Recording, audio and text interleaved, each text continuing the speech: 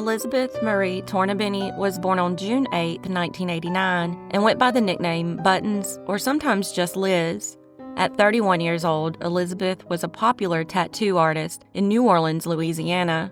She had a kind and caring nature and was deeply devoted to her 15-year-old half-sister, Hattie Denny. Elizabeth had been raising Hattie full-time since 2019, stepping in to provide the stability and support that their mother had failed to offer. She enrolled Hattie in school and was determined to give her a safe and loving home. Elizabeth and Hattie lived in Louisiana with Elizabeth's boyfriend, 23-year-old Oscar Urias, an immigrant from El Salvador who was here illegally. The couple had been renting the home for about a month before Urias revealed his true nature. Though Elizabeth's father, Rocky Tornabene, had never met Urias, she had told him that Urias treated her better than any previous partner. However, the reality would prove to be far darker. Elizabeth was passionate about her work and had been a tattoo artist at several shops in the New Orleans area. Hattie shared her sister's artistic ambitions and hoped to apprentice under her guidance. Unfortunately, she would never get the chance. On October 25, 2020, Urias carried out a brutal and senseless attack.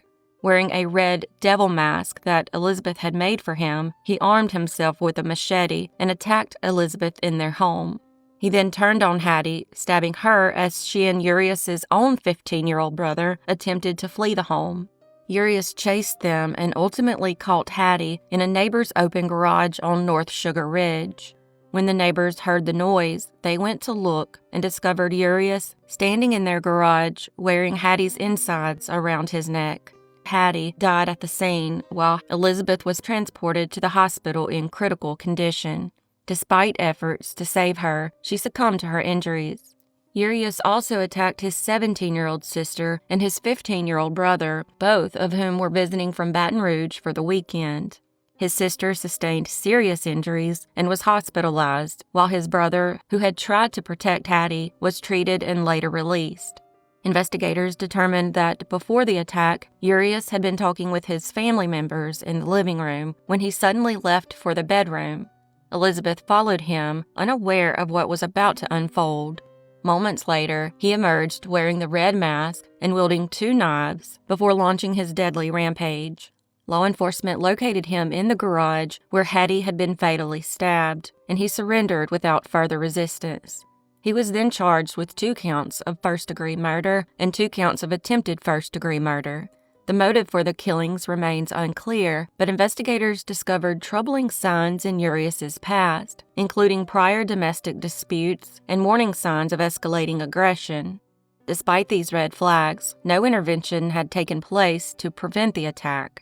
His defense attorney requested a sanity evaluation, citing Urias's history of mental illness and disturbing evidence suggesting possible satanic worship. However, the legal proceedings have been plagued by delays. Urias, who speaks only Spanish, was evaluated by a psychologist who did not speak the language. The psychologist acknowledged the language barrier, but suggested that it could be overcome with patience. However, his attorney raised concerns about the validity of the examination and demanded that his client be re-evaluated with an interpreter present. As the case continues to unfold, Elizabeth and Hattie's loved ones remain committed to seeking justice for their brutal murders.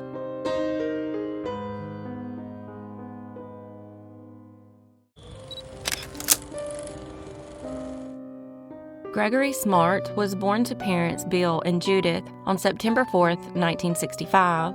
At age 24, Gregg worked as an insurance agent and lived in a condo in Derry, New Hampshire, with his wife Pamela. The couple met at a New Year's Eve party in 1986, bonding over their mutual love for heavy metal music, and married 2 years later. However, just 7 months into their marriage, their relationship faced significant turmoil. Pamela took a job as a media coordinator at Winnicott High School in Hampton, New Hampshire, where she became involved with a 15-year-old student named William Flynn, who went by Billy. Flynn and Pamela met through Project Self-Esteem, a school-based drug awareness program where they both volunteered. Pamela impressed Flynn with her shared love for heavy metal music, and he quickly became infatuated with her, frequently visiting her office. Their relationship soon turned sexual, and Pamela began manipulating Flynn into believing that the only way they could be together was if he killed Gregg. She even enticed him with risque photos of herself. There was also money involved, $140,000 to be exact, that she stood to gain from Gregg's life insurance policy. On May 1st, 1990, just 6 days before Gregg and Pamela's first wedding anniversary, Flynn and his friends ambushed Gregg as he arrived home. Flynn, along with Patrick Randall, who went by Pete, Vance Latimi Jr., who went by JR, and Raymond Fowler, staged the scene to look like a botched burglary. Gregg was on his knees begging for his life when Flynn shot him in the head. Pamela later returned home from a work meeting to find her condo ransacked and Gregg dead. Investigators were at a loss until J.R. Latime's father discovered a .38 caliber pistol in their home and turned it over to the police, suspecting it was the murder weapon. Then an anonymous tip led investigators to Cecilia Pierce, a student and friend of Pamela who had knowledge of the plot. Police convinced Pierce to wear a wire, ultimately capturing incriminating conversations with Pamela, which became key evidence in the case. On August 1, 1990, Detective Daniel Pelletier confronted Pamela in her office, informing her that the case had been solved. She was arrested for first-degree murder and taken to Rockingham County Jail. The trial revealed that Pamela conspired with Flynn to murder her husband to avoid a divorce that could have cost her the condo, furniture, and their dog.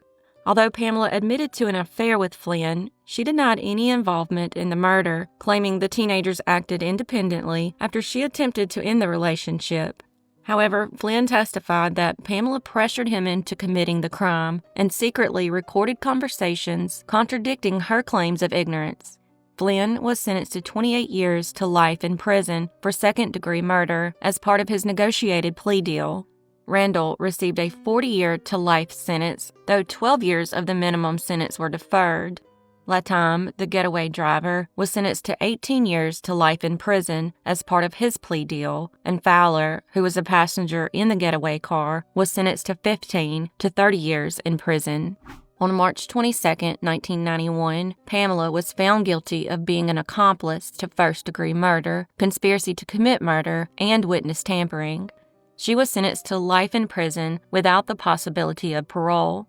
In 1993, Pamela was transferred to Bedford Hills Correctional Facility in New York due to security concerns. While incarcerated, she earned 2 master's degrees and became an advocate for women's rights in prison. Though she maintained her innocence regarding the murder, she acknowledged that her affair with Flynn contributed to Gregg's death. Over the years, Pamela faced multiple controversies, including a severe beating by inmates in 1996 and solitary confinement in 2003 after suggestive photos of her were published in a tabloid. She later sued for unfair treatment, but her lawsuit was dismissed. In 2004, she filed another lawsuit alleging sexual harassment by a prison guard, which included claims related to the photos. Flynn, Randall, and their co-conspirators served their sentences with varying outcomes. Flynn expressed remorse and sought sentence reductions and was paroled on his 41st birthday on March 12, 2015, after serving 25 years. Fowler and Latime were also granted parole the previous year. As for Cecilia Pierce, who played a crucial role in the case, she sold the screen rights to her story for $100,000. During the summer of 2024, for the first time, Pamela publicly accepted full responsibility for her husband's death in a videotaped statement. The video was released as part of her most recent request for a sentence reduction. Pamela appealed to Governor Chris Sununu and the state's executive council for a commutation hearing, as she has exhausted all other legal avenues. Pamela Smart remains incarcerated at Bedford Hills Correctional Facility in Westchester County, New York, where she continues to seek clemency for her role in one of New Hampshire's most infamous crimes.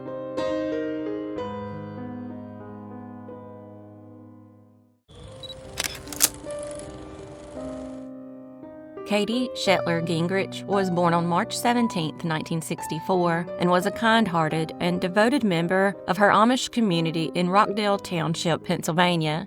At age 29, Katie was married to Edward Gingerich, and together they had 3 children. Katie lived a modest Amish lifestyle, deeply rooted in faith and tradition. Despite her efforts to maintain stability within the household, the marriage was strained by Edward's struggles with schizophrenia and his rebellion against their Amish traditions. His condition deteriorated over time, and his refusal to consistently take his medication added to the growing tension in their home. On March 18, 1993, Katie was working in the kitchen when Edward, in the grip of a psychotic break, attacked her. Katie screamed for her 6-year-old son to run for help. The child ran over a mile to his uncle's home, but by the time help arrived, it was too late. Katie had been brutally beaten and stomped to death. Her body was left unrecognizable, and her internal organs were removed and placed beside her. Edward was quickly arrested and charged with her murder. His actions shocked the Amish community and brought national attention to the challenges of mental health within these types of communities. In the trial that followed, the focus turned to Edward's mental health. Diagnosed with paranoid schizophrenia, he had a history of hallucinations and delusions. The defense argued that Edward's psychosis rendered him incapable of understanding his actions. Despite this, the prosecution highlighted the sheer brutality of the attack. Edward was ultimately convicted of involuntary manslaughter while mentally ill. He was sentenced to a minimum of 2.5 years and a maximum of 5 years, with credit for time served. Edward was released from prison in 1998 after serving his full sentence. However, his reintegration into the community was fraught with difficulty, and he faced legal troubles in subsequent years. In 2011, while living at the home of George and Stephanie Schroeck, Edward took his own life, leaving behind a tragic legacy.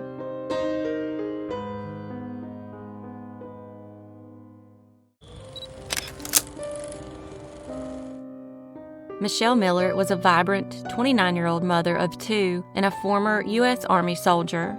Unfortunately, in 1992, her life took a dark turn when she found herself trapped in an abusive relationship with Daniel J. Ennis, the father of her children.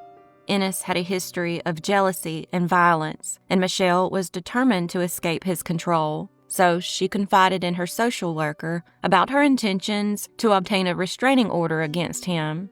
Tragically, this decision would set the stage for her untimely death. The day after revealing her plans, on July 28, 1992, Michelle was seen in Central Square in Cambridge, Massachusetts. She then strangely disappeared and was never seen alive again. For 2 agonizing weeks, her family and friends searched for her, clinging to the hope of her safe return. Unfortunately, those hopes were shattered on August 11, 1992, when Michelle's partially clothed body was discovered in the basement of a vacant apartment building at 245 Washington Street in Cambridge. A neighbor had reported a foul odor coming from the building, leading to the gruesome discovery. A blanket covered her head, and while her body bore signs of a violent death, the exact cause remained a mystery. For over 3 decades, Michelle's case remained unsolved, leaving her family without answers and her children without justice. The investigation saw a breakthrough in December 2024 when authorities arrested 65-year-old Edward J. Watson and charged him with first-degree murder. Watson was a career criminal with at least 13 felony convictions, including making threats to a former girlfriend, which resulted in a restraining order. When Watson was questioned, he admitted to being in the abandoned apartment at the time of Michelle's death. He also confessed to striking her with his fist and then with a stick or board.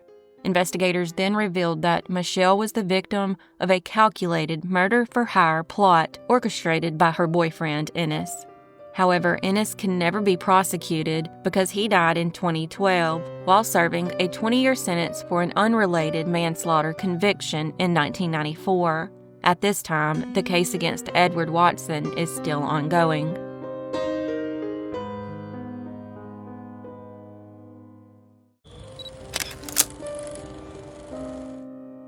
Nova Welsh was born in Jamaica in 1957.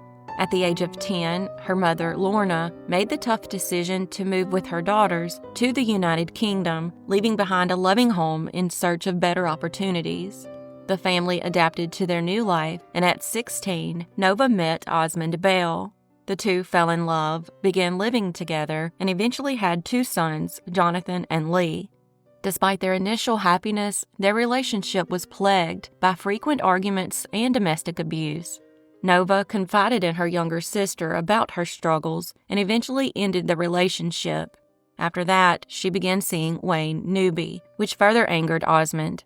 His violent behavior escalated, including an incident where he attempted to strangle Nova. After police intervened, Osmond was forced to leave the home. On July 24, 1981, 24-year-old Nova went dancing with Wayne, leaving her sons with Osmond. She returned home later that night, but by the morning of July 25th, neighbors reported hearing loud arguments and crying from her apartment. Then days passed with no sign of Nova. Her best friend, Lorna Edmond, grew concerned and reported her missing on August 9, 1981, after noticing clothes hanging on Nova's line, but no sign of her in the apartment. The search ended tragically 9 days later, on August 18th, when neighbors alerted police to a foul odor emanating from Nova's apartment. Inside a cupboard under the stairs, officers discovered her decomposing body, wrapped in a blanket and hidden under papers. The cupboard lock had been broken and crudely fixed with chewing gum. An autopsy confirmed she had died from pressure applied to her neck. Osmond was initially arrested, but released due to a lack of evidence. The case went cold for decades, until 2014, when cold case investigators re-examined the evidence using advancements in DNA technology. The chewing gum used to seal the cupboard and a letter sent to mislead the investigation were analyzed. DNA from both matched Osmond, finally providing the evidence needed to arrest him. During the trial, prosecutors revealed that Osmond had killed Nova in a jealous rage after learning about her new relationship. They also highlighted his attempt to mislead police with the anonymous letter implicating another man. Osmond denied involvement, claiming he had used the gum to fix the cupboard lock years earlier and had handled the letter during police questioning in 1981. Despite his defense, he was acquitted of murder but found guilty of manslaughter. Osmond was sentenced to 12 years in prison, serving only half of it behind bars. In a statement, Nova's mother, Lorna, expressed relief that justice had finally been served after 36 years, allowing Nova to rest in peace.